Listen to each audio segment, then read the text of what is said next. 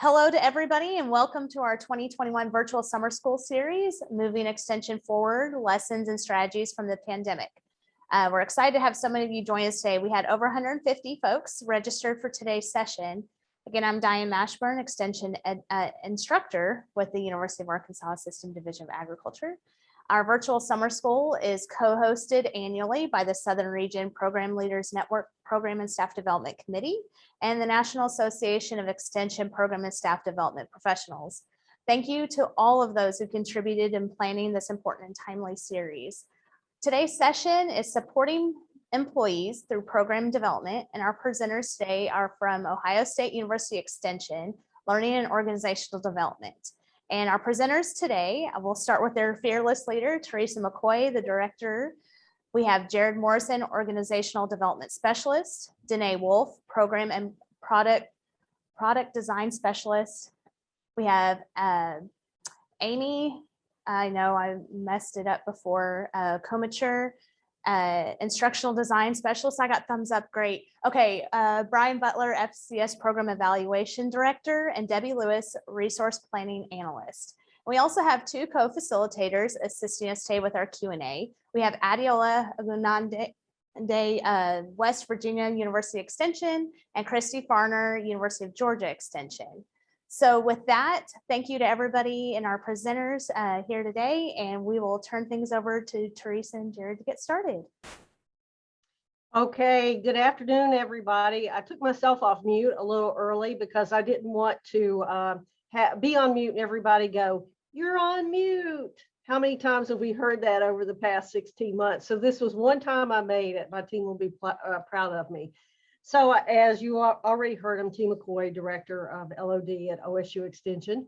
I'm going to start by telling you that you're going to meet a majority of our team, and these are just truly extraordinary people. We have a few team members that are not here today, and they're also extraordinary rock stars. I'm extremely fortunate at this point in my career to be back in Ohio, my second go round, working with this team. And when you hear about some of what we've done over the past 16 months, you're gonna know why I say they're extraordinary people. So let's get started. Okay. So empathy drives successful engagement. So what am I talking about here? So I was only in my new job, 10 weeks before the university sent us home to work. So as I said, you're going to hear some of the specifics on what we did, but I'm going to start out by talking about our overall approach. And it was not that we started out with a grand plan, but during the pandemic, we began to uncover the importance of empathy-driven design for both internal clientele, which is our primary audience, but also as our faculty and staff are working with our external clientele, the importance of empathy-driven design in our communities. So when we talk about designing with empathy, what we're really talking about is designing solutions with the end user in mind. And as IDEO explains, it's really having that deep understanding of the problems and realities of people you're designing for, of communities that you're designing for. And in a general sense, it's our ability to see the world through other people's eyes, to see what they see, feel what they feel, and experience things that they experience. For example, as we started out, Jared's question to you today about your greatest motivators in life. If I know that about you as a user, if I know that you're motivated by a sense of purpose, or that you're motivated by children, I mean, think about 4-H and how many of our volunteers are really motivated by the success of children, then we can design better programs, better activities, whatever. But that's the empathy-driven design approach. With this lens in mind, it helps us to break down those barriers to engagement. When we can see what our users see, feel what they feel, it helps us to break down barriers. We can eliminate pain points for customers and really rethink how we approach our work. So our roadmap, we're going to talk about it in 3 parts. We're going to talk about skills development. We're going to talk about program design. We're going to talk about evaluation. With that, the initial chaos brought on by the pandemic, and we heard about the pain points of our internal clientele. We heard about them being overwhelmed with the technology, maybe not even having the appropriate internet speed, even if they had a computer, maybe not the internet access or speed. And that's, again, is really, as we were hearing those pain points, again, that empathy designed approach that we wanted to keep in mind. So in a big sense, as we worked through the year, our approach was to redesign our learning and development opportunities and systems. And we did look at it as a system. We looked at the skills development, which Jared is going to talk about. We looked at program design, which you're going to hear more about that too. And then we looked at it from an evaluation perspective. So we didn't look at them as standalone entities, right? We looked at it as holistic with an empathy-driven approach. So with that introduction, I'm going to turn it over to Jared to talk about skills development.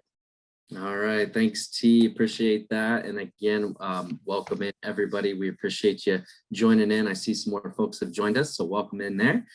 So we are going to talk a little bit, and you'll see this throughout the presentation this afternoon, about kind of what we did pre-pandemic, right? And then going to during the pandemic, and then we'll start to talk about where we think we're going beyond here. We're going to probably spend the least amount of time on this section with skills development, because I think it's something that we all are pretty intimately involved with and do regularly. And then we're going to spend a little bit more time on those other couple pieces that T just mentioned. But I think, like many of you did for pre-pandemic in terms of the skills development piece, our focus was really on those hands-on in-person workshops where we were coming together with our colleagues to collaborate, work with one another, and really experience things kind of in practice, right? We had a few of those kind of one-on-one consulting meetings and things like that, but it really was focused on bringing groups of folks together, small or large, to really dive into things to develop those skills. We know that was flipped on its head pretty quickly in the middle of last March. And so we were able to switch gears pretty quickly. We were very blessed to have our team, as well as several other collaborators within the organization, as well as being able to use Zoom. We were able to offer daily trainings throughout last spring. So we started mid-March and went all the way through, well, really, I guess, into summer, into June. And we offered daily trainings. Actually, many of those days we had multiple trainings. So we had actually nearly 60 trainings over that span of 4 months. There were 77 working days, and we had 60 trainings, right? So we didn't have very much time off.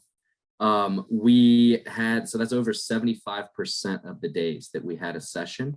And in June, we actually only had 3 sessions. So if we would have kept that pace up, we would have really been really, overwhelmed, I think. We had an average attendance. We had over 60 people for our average attendance. So that's over 3,600 people that we reached out to. But again, these were synchronous. It required a lot of time from our standpoint, as well as from the standpoint of our people coming to learn and develop these skills.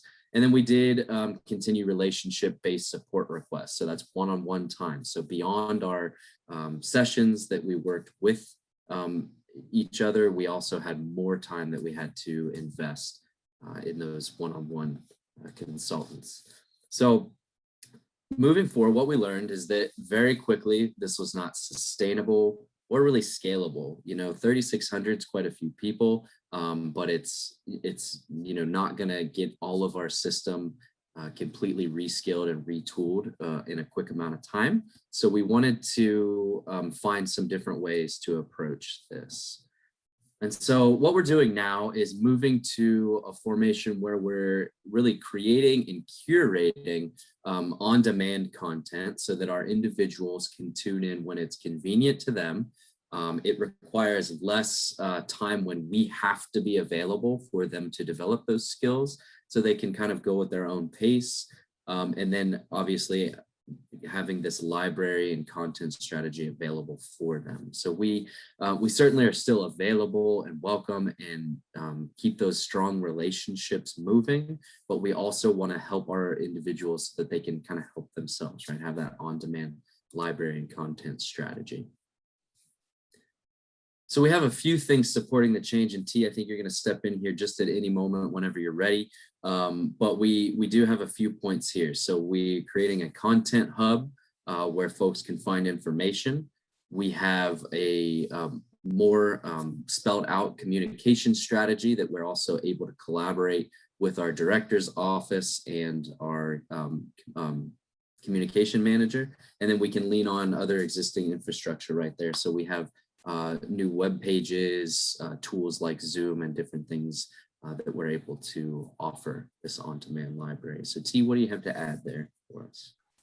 Yeah, I just want to go back and emphasize the point that Jared made. I mean, we certainly our team rose to the occasion. And as Jared said, we did all of those individual trainings. You know, we had people who said, oh, I can use Zoom. But what we found out quickly was that what they meant was that they could take that link that they got in the email and go into a Zoom session, correct? But actually hosting, setting up, doing all of those. So we were very much engaged with our staff. But the point there is it's just not scalable. And, you know, we are fortunate here in Ohio. We have a fairly large team. When you look at some of our sister institutions that may only have one or two people, but we said we can't keep that up, and it's not the best for our individuals. It's not the best for our clientele that we're trying to serve, our faculty and staff. So that's when we really began to think, okay, how do we get? We knew we were gonna have to turn for the future, right? So how do we do that turn? And that's back to the roadmap piece that we introduced.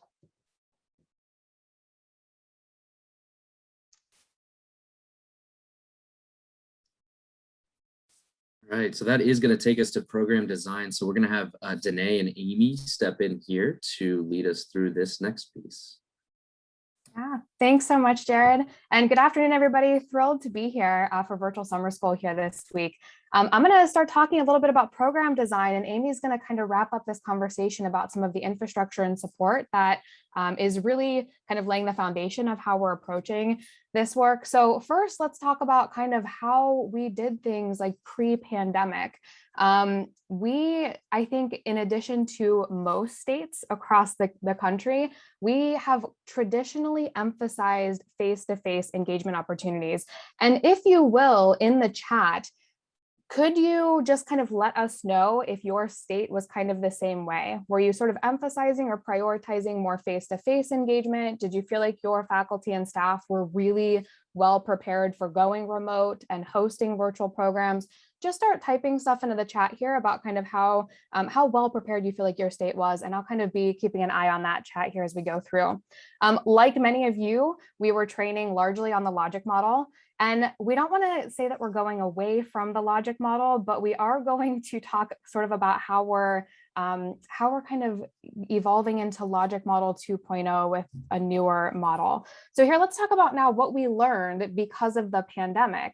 I think there were a lot of lessons learned, but one of the greatest ones, at least for me, working as a digital engagement specialist for the last 6 years, was a lot of people were vastly underprepared for going remote. A lot of our community-based or county-based educators, a lot of our faculty, they just did not have very robust digital engagement strategies. In fact, I had people contacting me from county saying, I don't even have an email contact list for my clientele. I have no social media presence whatsoever. I have no way of contacting my clientele now that we are 100% remote, which isn't terribly surprising, especially given some of our communities that might not have broadband access or might have really poor connectivity. We just haven't prioritized digital engagement and virtual programming. And I'm seeing a lot of similar, I think, sentiments coming into the chat. We weren't very well prepared, mostly face-to-face. We never worked remotely before.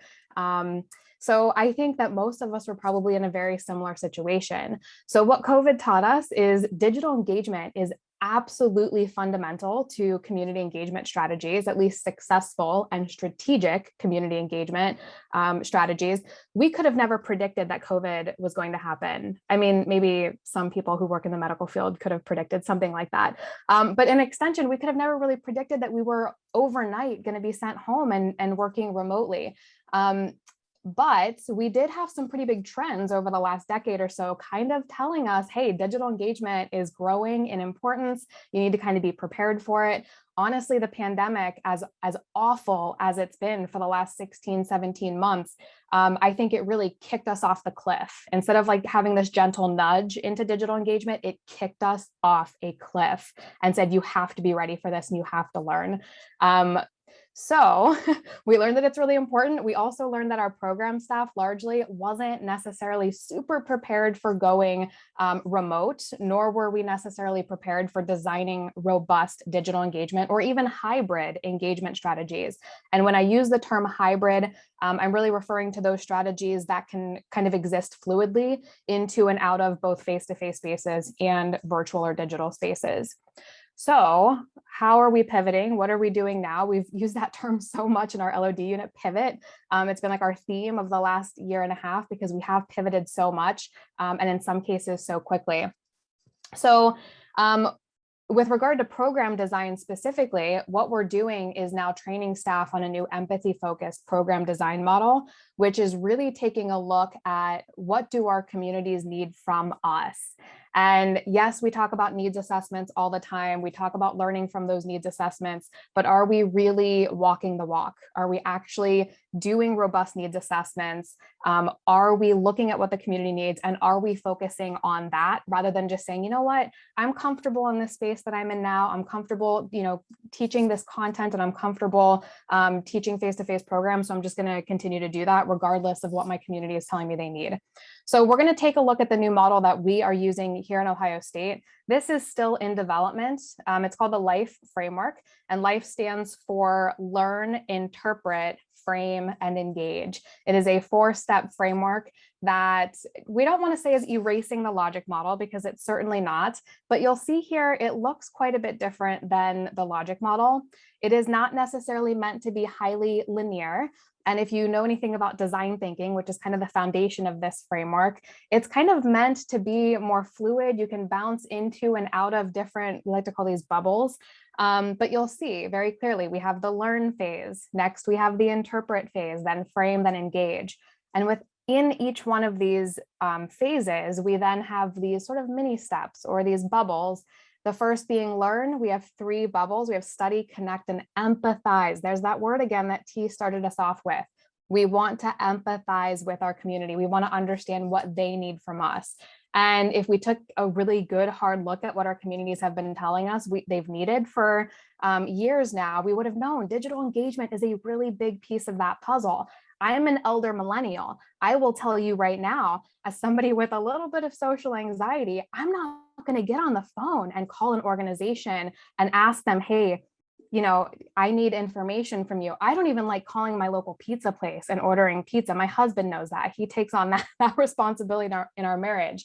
So if we were listening to clientele like me, we would know, you know what, we're going to develop a really strong digital presence so that we are meeting the needs of those people who aren't interested in coming and engaging with us face to face, who aren't interested in having a really strong personalized relationship with us as an organization, but literally they just want to be able to pop onto our website, find the information that they need in a time and space that's convenient for them, and then move on.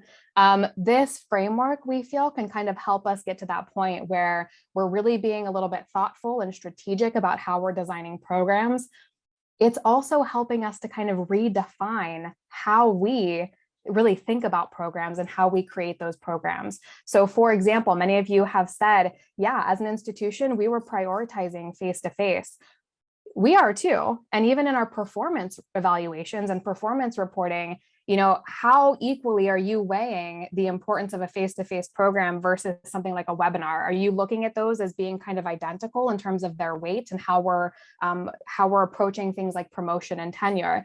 And I would say in my experience, I don't think it has necessarily been equal, in the almost 10 years that I've been with Extension. I think after the pandemic, though, I think we're going to have a complete evolution of how we are viewing the importance of digital engagement. And quite frankly, what's more empathetic than that, right? Like our clientele are telling us that this is the way they want to engage. They want to be able to see us, active and present in social media spaces. They want to be able to go on our YouTube channel and access our resources there.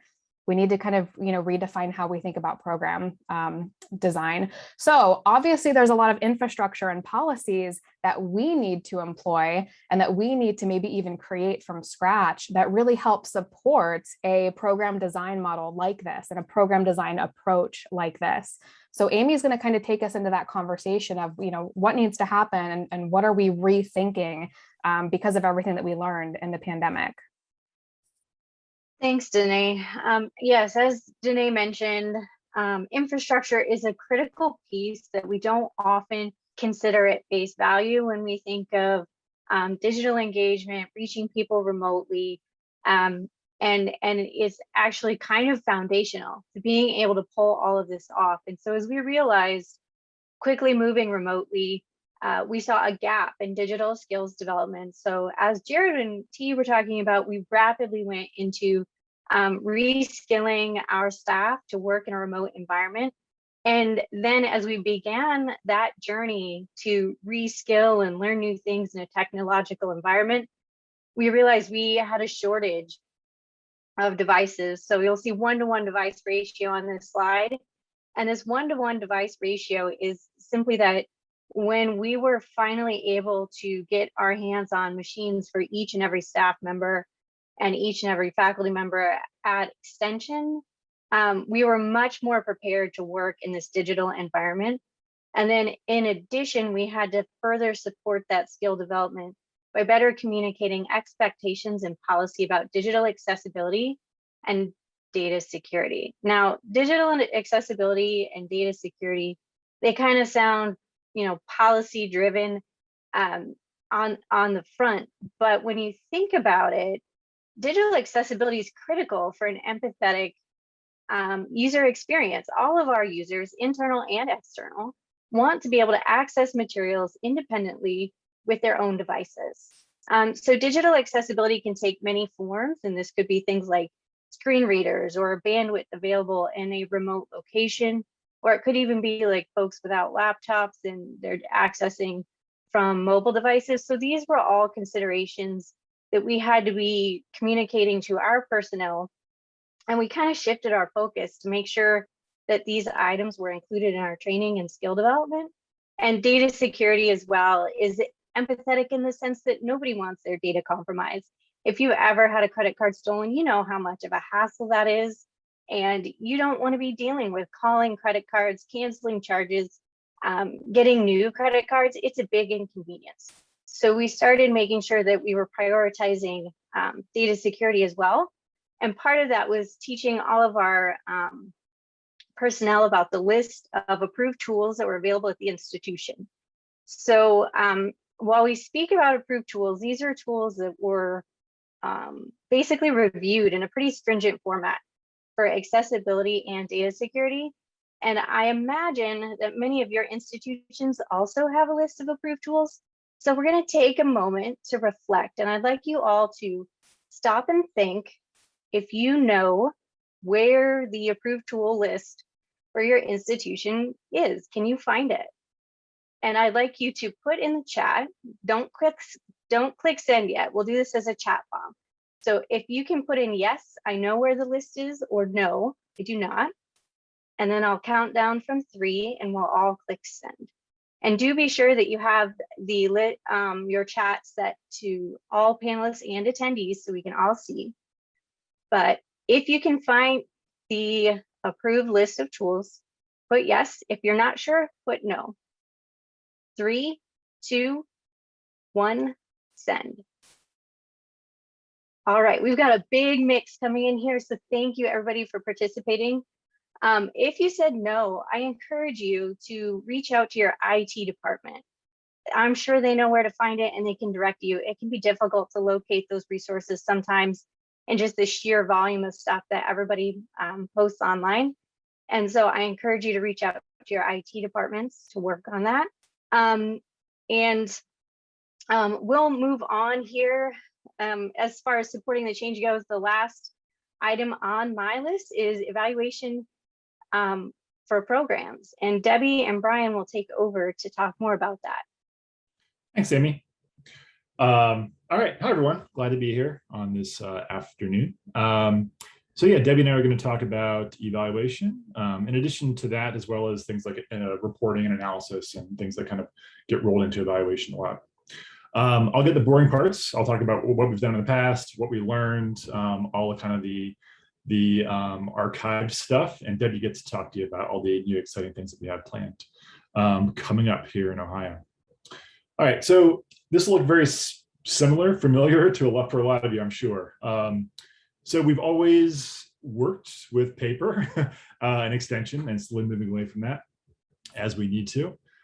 So the way this has worked for a long, long time is that someone's doing a program, whether that's face-to-face or one-on-one or in a large group or whatever it is, they'll print an evaluation on paper, hand it out, people will fill out their responses, hand it back, and then those will get entered into something. They'll get mailed in perhaps to our office to get entered into a system, or they'll enter themselves at the county level.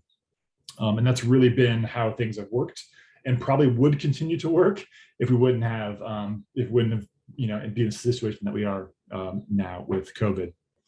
Reporting is done by our team, primarily Debbie and myself. It's been done historically very manually and very slowly. We've kind of cobbled together ways to do this over the years. So using things like Qualtrics, using things like Excel and Word docs and PDFs. And different programs do it different ways. But at the end of the day, we tend to come up with reports that are nice reflections of what happened in those programs. But it is a lot of work, and it's done for the most part annually. So we do that for the federal report. We do it for folks' promotion and tenure procedures and those kind of things. And so kind of once a year, we sort of have a big push to get the reporting done, which frankly has worked okay in the past, but we're finding more and more it's just not quite good enough. We need to adapt. So here in Ohio, for the most part, our evaluation systems or evaluation plans are decentralized. We have 88 counties, and in those counties, anywhere from 1 to many educators, along with state specialists, faculty members who are also doing programming in Ohio. And for the most part, it's left to the individual to decide when and what to evaluate. We have some folks who evaluate everything that they do and stay on top of stuff. We have some folks who don't do much evaluation at all. And so that leads to a lot of compartmentalization, a lot of siloing, and getting data from folks to do reporting is a chore sometimes. This isn't the case across the board. We obviously have some statewide programs, right? So in FCS, where I work primarily, we have things like food preservation, food safety, dining with diabetes, parenting programs. These are statewide programs that are taught by lots of educators, where we have sat down as a team and created evaluation tools and metrics and collection management analysis tools to kind of do that on a larger scale. And that's been fantastic. And that has sort of acted as the model, I think, moving forward. So things like finance programs, real money, real world, youth education programs, those things that are taught across the state has really kind of been the benchmark for us and what we're doing now.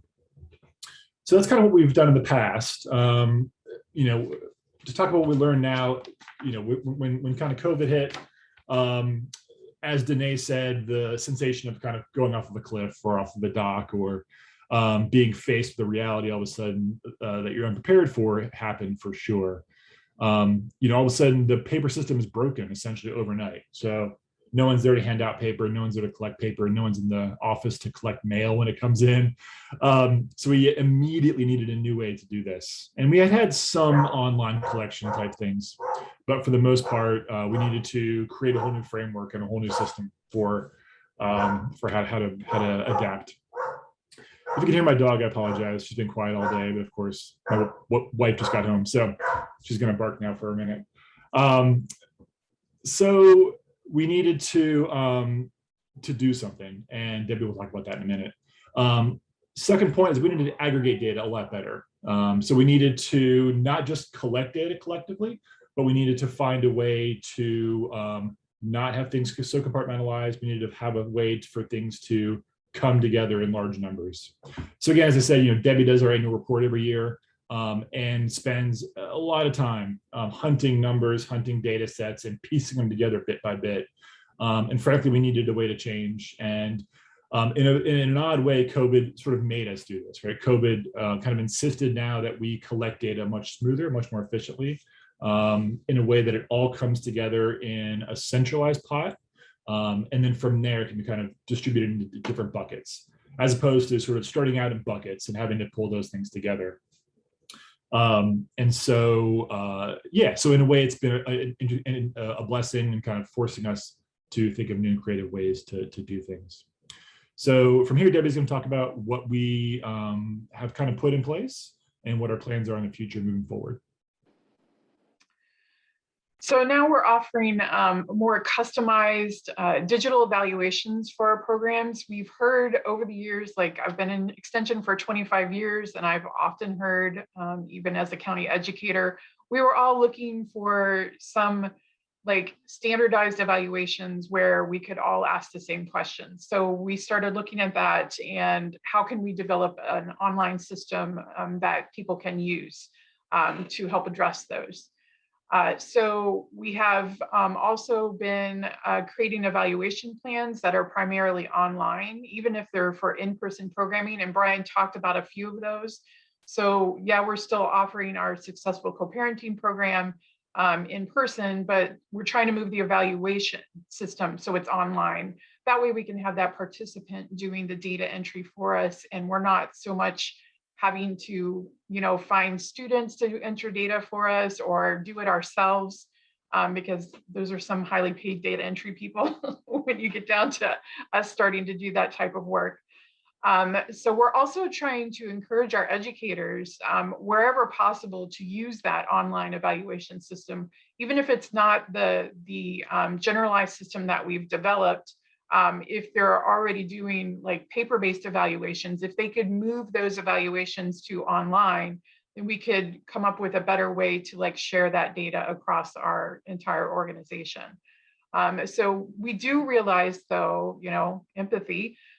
We do realize that there are several programs out there where that just might not be possible. For example, in Southeast Ohio, we have very spotty to non-existent internet connection.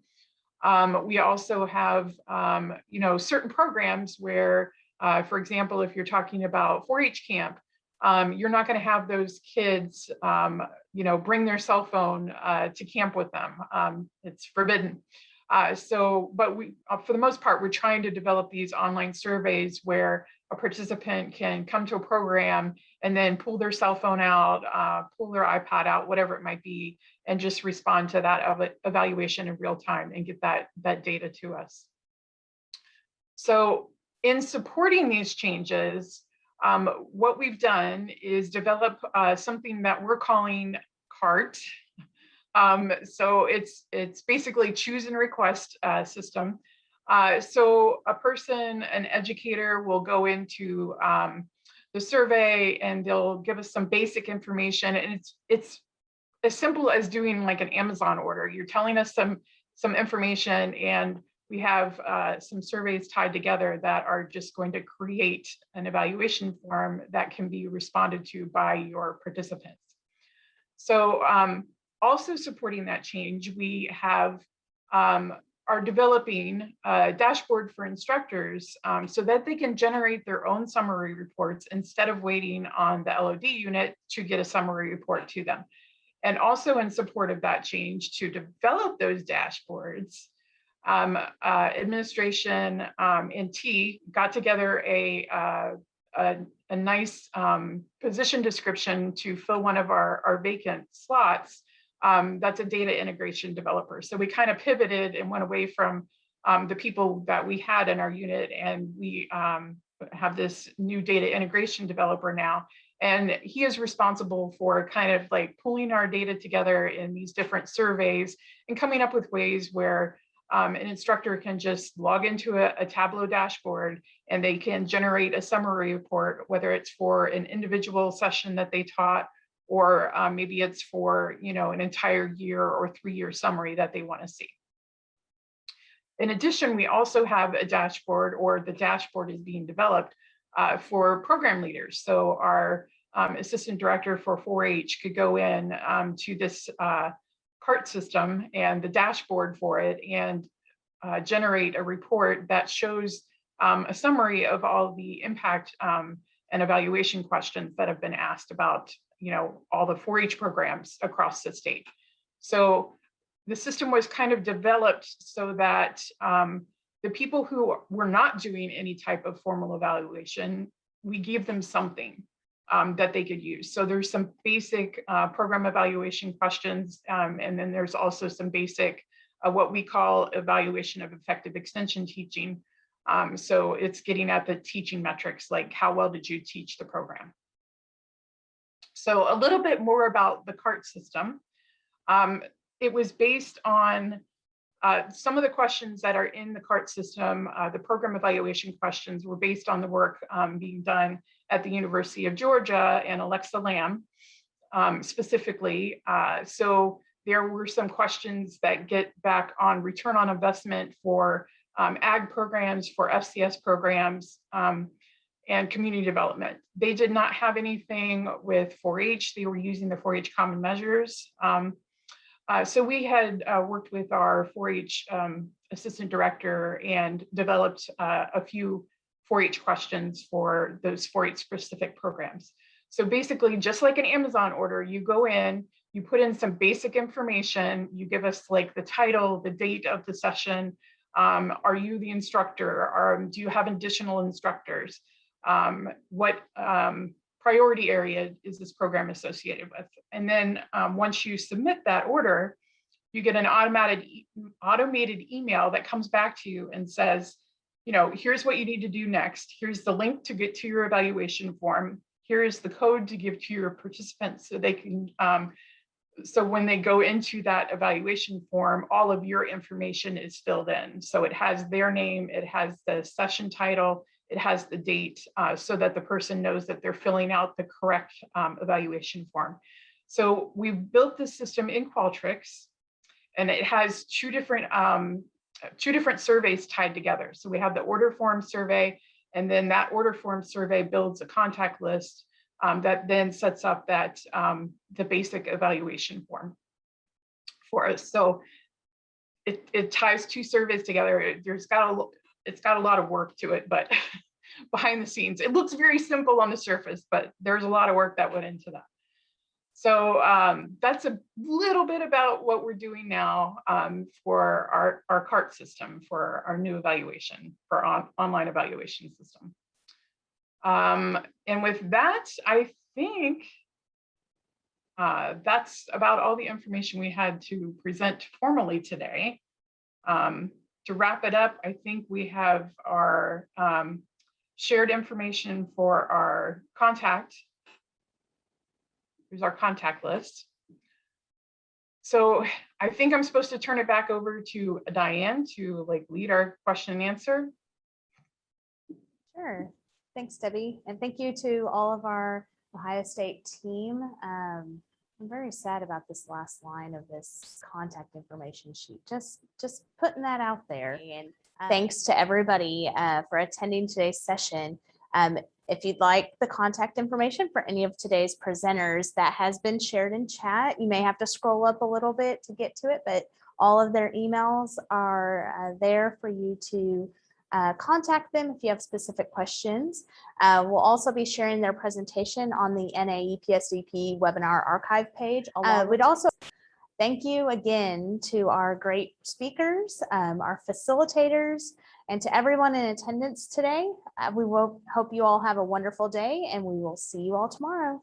Thanks.